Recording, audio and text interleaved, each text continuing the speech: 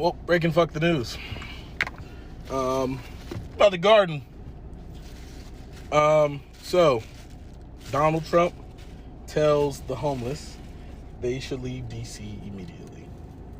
I kind of talked about this a little earlier, but this is just a specific segment about this specific issue. He says that they should get far away from the Capitol as possible.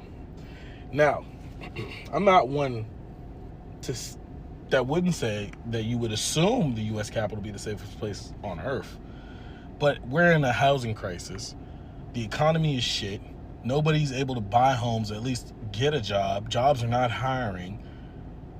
There's more homeless people on the streets than there ever has been because nobody can afford to live. And we have a sitting dictator telling us, the people, that the homeless need to get the fuck out the way in the Capitol. We have fallen so far from grace, my friends. We have fallen so far and so quickly. You know, I'm not saying things have been good for the last however many years. I'm not saying things were better 4 years ago. But to think that we have a housing crisis, a job issue where jobs are not hiring and businesses are shutting down. Tell me if you can find a Rite Aid in your city that isn't shutting down or hasn't shut down already. And to think that the only the resolve is going to be these people that are homeless here go somewhere else, and now it's the other place's problems. It's not going to stop. It's not going to stop.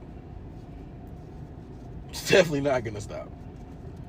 So all I can say is, if you think this, okay, it'd be one thing if the president was like, I'm personally using my millions and millions of dollars to build facilities outside the DC area for homeless people to be able to live, and then give it to the federal government to deal with, and we'll use this as a starter for other cities and other places in the United States. That's one thing. To tell them to get the fuck gone and figure it the fuck out, there's going to be so many mayors and so many governors from Virginia and Maryland and PA and New York like, yo,